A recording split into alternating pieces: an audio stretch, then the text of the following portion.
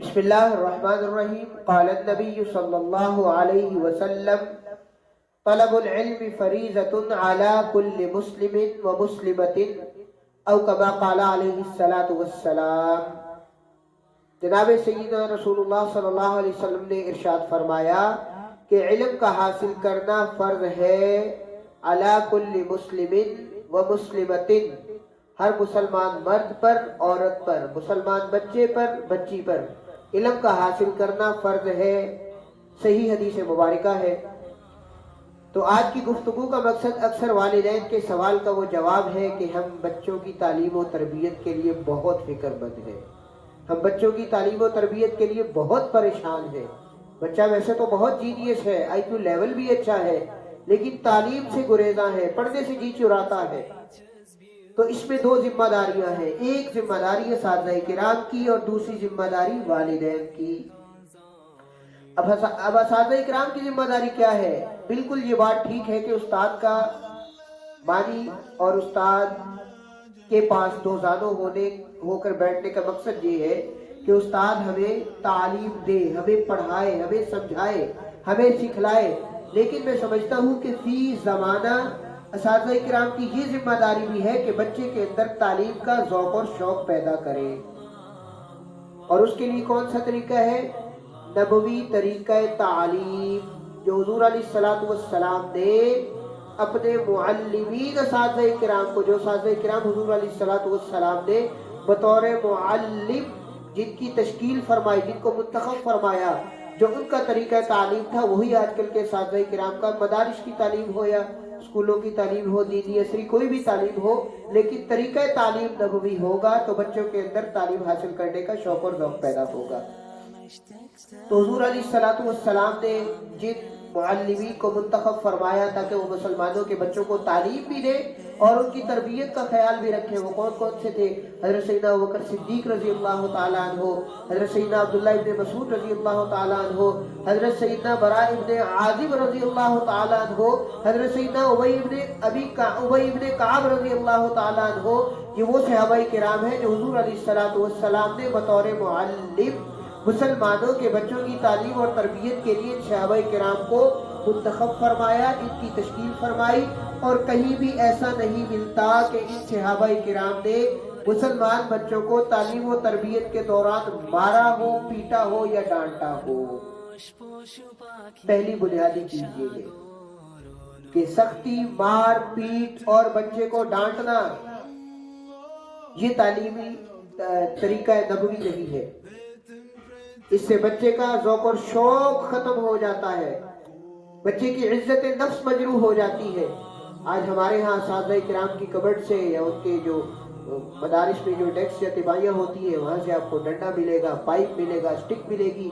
لیکن آپ جا کر دیکھ لیں، یورپ کے چند تعلیمی اداروں کو ہم نے اسٹڈی کیا تو ہمیں کیا معلوم ہوا؟ ہم حیران ہو گئے کہ اساتذہ کرام کی کبٹ میں، ان کے الماری اور ٹیبل میں سے آپ کو ٹافیاں ملیں گی، چاکلیٹس ملیں گے، یہاں تک کہ بعض اساتذہ کرام کے کبٹ میں آپ کو ویڈیو گیمز ملے گی.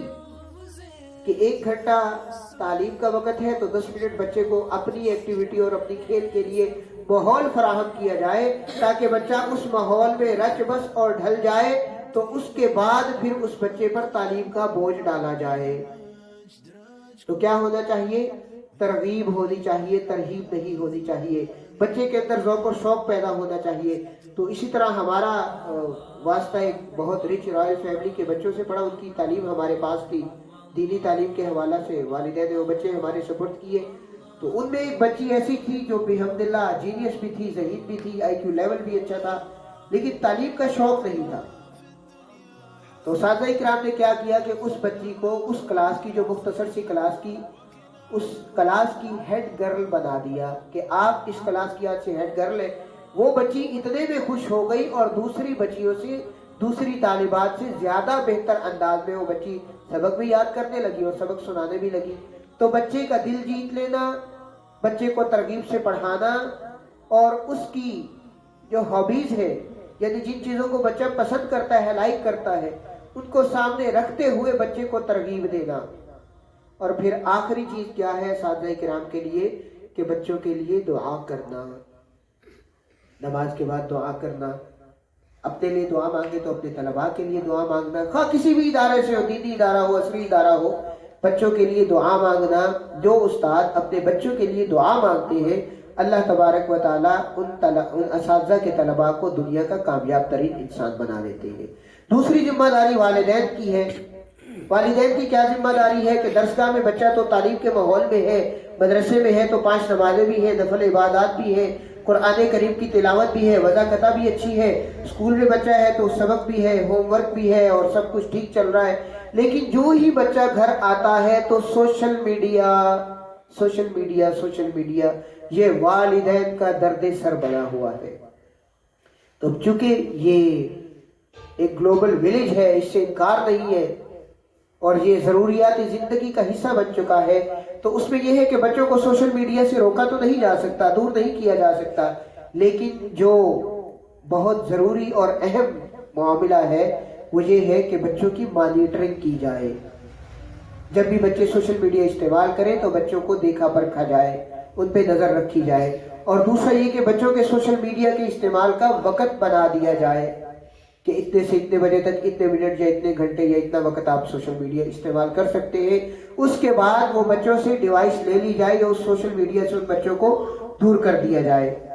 2 باتیں۔ اور تیسری بات، گھر کا اور درسگاہ کا ماحول، ان دونوں کے اندر تضاد پیدا ہونا۔ درسگاہ کا ماحول اور گھر کا ماحول، ان دونوں میں بہت بڑا جب گیپ پیدا ہو جاتا ہے تو نتیجتاً بچے کی تعلیمی صلاحیتیں کم ہونا شروع ہو جاتی ہے۔ گھر کے اور درسگاہ کے ماحول میں کچھ نہ کچھ یکسانیت پیدا کرے۔ کیا یکسانیت؟ ہمارے پاس مدارس میں طلباء پڑھتے ہیں، ہفتہ بھر بہت اچھا، جمعرات جمعے کی چھٹی گھر گئے، سر سے ٹوپی بھی اتر گئی اور جناب سوشل میڈیا کا بھی غلط استعمال شروع ہوا، تو نتیجہ کیا نکلا؟ ہفتے بھر کی برکات سے طالب علم محروم ہو گیا۔ اور اسی طرح سنڈے میں چونکہ آف ہوتا ہے، ویکینڈ ہوتا ہے عصری اداروں میں، تو دن بھر جو بچوں کا کھیلنا ہے یا بچوں کا کہیں آنا جانا ہے، کوئی بھی ایکٹیویٹیز ہے تو وہ تعمیراتی انداز میں ہونی چاہیے۔ آپ بچوں کو ڈرائنگ پہ لگا دیں، بچوں کو پارٹی پہ لگا دیں، پکنک پہ لگا دیں، پکوان بنانے پہ بچیوں کو لگا دیں، یا آپ بچوں کو اپنے ساتھ گھومنے پھرنے کے لیے لے کے جائیں تو ایسی جگہوں پہ لے کے جائیں جو ہسٹری سے متعلق ہو، تاریخی مقامات پہ لے کے جائیں، اور پھر جا کر بچوں کے ساتھ ہسٹوریکل نالج کو شیئر کریں۔ اس سے بچوں کا آئی کیو لیول بڑھتا ہے۔ اور آخری بات وہی جو سیم کرتی ہے اساتذہ کے ساتھ، وہی والدین کے ساتھ، کہ بچوں کے لیے دستے دعا دراز کرنا، اللہ تبارک و تعالیٰ سے دعا مانگنا کہ یا اللہ ہمارے بچوں کے مستقبل کو سنوار دیجئے، صحیح معنوں میں مسلمان بنا دیجئے، جس جس شعبے میں یہ زیر تعلیم ہے انہیں کامیابیاں اور کامرانیاں عطا فرما دیجئے۔ بہت سارے دوست آپ سوال کر رہے تھے، کچھ نجی مجالس میں، کچھ موبائل کے ذریعہ، تو سوچا ایک ہی مجلس میں دوستوں کے اس سوال کا جواب دے دیا جائے تاکہ بہت سارے احباب اس سے مستفید ہو جائیں۔ تو بچوں کی تعلیم اور تعلیمی کیریئر کی کامیابی کا طریقہ تعلیم نبوی۔ اساتذہ کرام مار کی بجائے پیار کو اپنائیں، اور والدین گھر میں یا بچوں کے ساتھ آنے جانے میں، فنکشنز میں جو مثبت ایکٹیویٹیز ہیں ان کو بچوں کے سامنے اجاگر کریں اور بچوں کو مثبت ایکٹیویٹیز میں لگائیں۔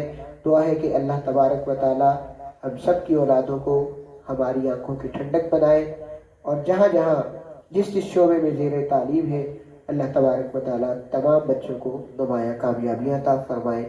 السلام۔